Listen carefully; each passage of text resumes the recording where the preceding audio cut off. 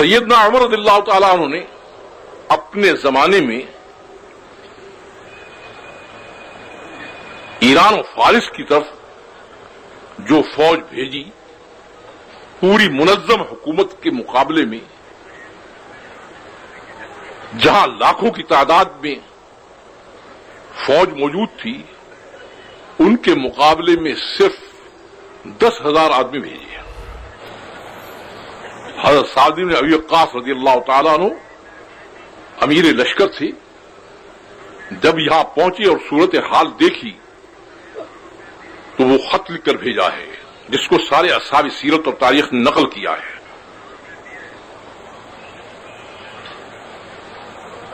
وہ خط بھیجا ہے، خط کا مضمون یہ ہے: ارسلتنی فی 10,000، کہ آپ نے مجھے صرف 10,000 کا لشکر دے کر بھیج دیا ہے، میرے مقابلے میں 1.5-2 لاکھ فوج اتری ہوئی ہے۔ اگر آپ یہ چاہتے ہیں کہ مسلمان غالب ہوں تو مدینہ منورہ سے لگاتار ریزرو فوج بھیجنے کی ضرورت ہے، جیسے وہ اپنی فوج کی امداد کے لیے مسلسل بھیج رہے ہیں۔ یہ حضرت سعد بن وقاص کا خط ہے جو پوری سیرت اور تاریخ کی کتابوں میں محفوظ ہے۔ اب دربار خلافت سے اس کا جواب سنیے، جس جواب کے متعلق اصحاب سیرت متفق ہیں یہ کہ عمر کا خط نہیں ہے، بلکہ قیامت تک اس امت کی قسمت کا نظام اس میں بتا دیا انہوں نے۔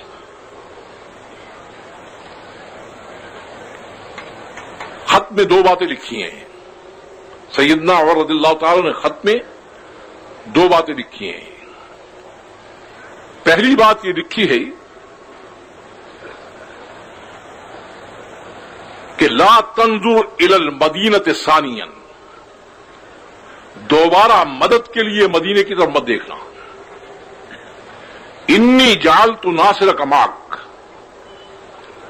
تمہارے مدد کرنے والے کو میں نے تمہارے ساتھ کر رکھا ہے۔ مدد مدینے سے نہیں آئے گی، وہ آسمان کے خزانوں سے آئے گی۔ اس سے مدد لینے کے لیے اے سعد 2 چیزوں کی ضرورت ہے۔ پہلی چیز کیا ہے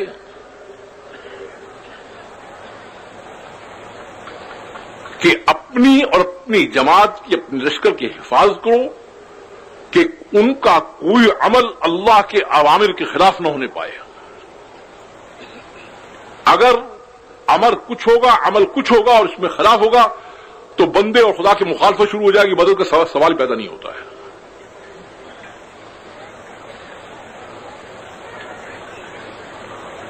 احفظ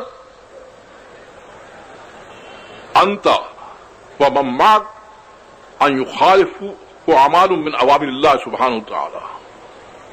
مخالفت اگر شروع ہو جائے گی اوپر والے سے تو مدد کہاں سے آئے گی پھر؟ اور یہاں روز اللہ کے حکم ٹوٹ کر کہتے ہیں اللہ مدد فرما، وہ مدد کہاں سے آئے گی؟ وہ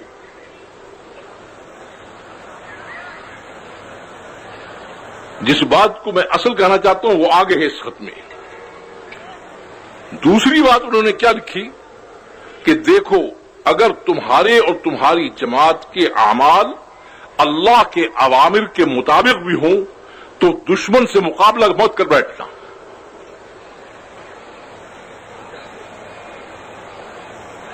تمہارے اور تمہاری جماعت کے اعمال اگر اوامر الہی کے مطابق بھی ہوں تو تب بھی مقابلہ مت کر بیٹھنا۔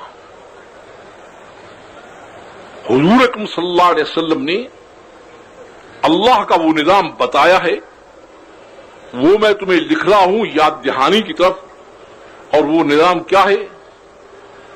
اپنے میں سے 10,000 میں سے 10 آدمی چنو، وہ جا کر کسریٰ کے دربار میں اس کو اسلام کی دعوت دیں۔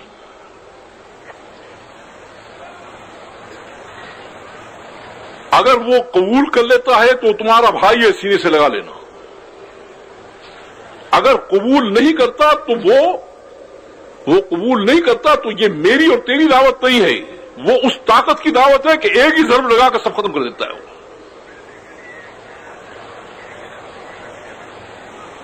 پھر تمہارا مقابلہ نہیں ہوگا، جس کی دعوت کا انکار کر رہا ہے وہ براہ راست مقابلے پر آ جائے گا. تم تو بیچ میں ویسے کھڑے ہوگی. اور جب انسان کا اور اللہ کا مقابلہ ہو فاللہ هو الغالب، تو اللہ یقینی غالب ہے، انسان کا وہاں سوال ہی پیدا نہیں ہوتا.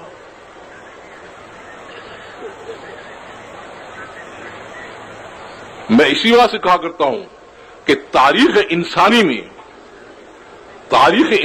میں کبھی بھی کفر نے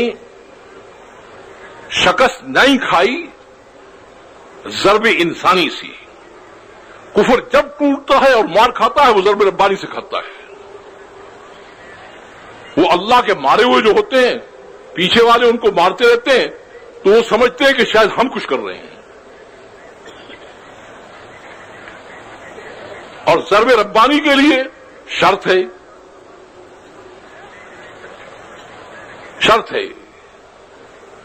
پہلے دین کے راستے سے اپنے آپ کو جوڑو، اللہ سے رابطہ قائم کرو، پھر اللہ کے پیغام کو ان تک پہنچاؤ.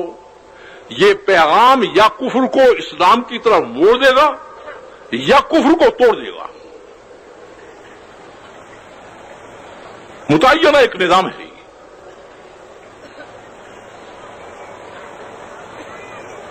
ہم اس کو سمجھتے ہیں کیا کہ یہ بس دعوت اور تبلیغ تو ایسی چیز ہے. ایسی چیز نہیں ہے. یہ اس میں دوہری طاقت اللہ نے رکھی ہے. یا کفر اسلام کی طرف مڑ جائے گا، مقابلے میں آئے گا تو پھر وہ گیا. اس وجہ سے ساری تاریخ بیان کی ہے کہ قوم نوح کے ساتھ ہم نے یہ کیا، قوم عاد کے ساتھ ہم نے یہ کیا، قوم سمود کے ساتھ ہم نے یہ کیا، فلاں کے ساتھ ہم نے یہ کیا. وہ کیا بیان کر رہے ہیں؟ آپ کہیں نہیں بتا سکتی کہ ان قوموں پہ جو ضرب پڑی ہے نماز پڑھنے یا روزہ رکھنے والوں سے پڑی ہے. یہ ضرب پڑی ہے جس وقت کے وہ مقابلے میں آئے ہیں اصحاب دعوت کی.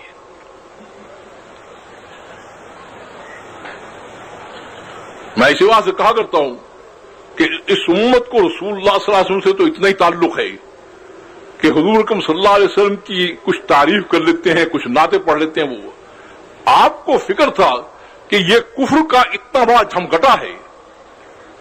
پہلی امتوں کے نبی آ کر ان کے مسئلے کو حل کرتے تھے. میری امت پر جب یہ سارے چڑھ آئیں گے تو کیا بنے گا؟ یہ ساری موجود ہے، کوئی چیز گئی ہوئی نہیں ہے. خود بے ہوش بن جائے اور اللہ کے نظام کو نہ سمجھیں اور نہ سمجھنے کی کوشش کریں اور مار کھاتے رہیں تو یہ دوسری بات ہے. آپ نے کہا میری امت پر کیا ہوگا؟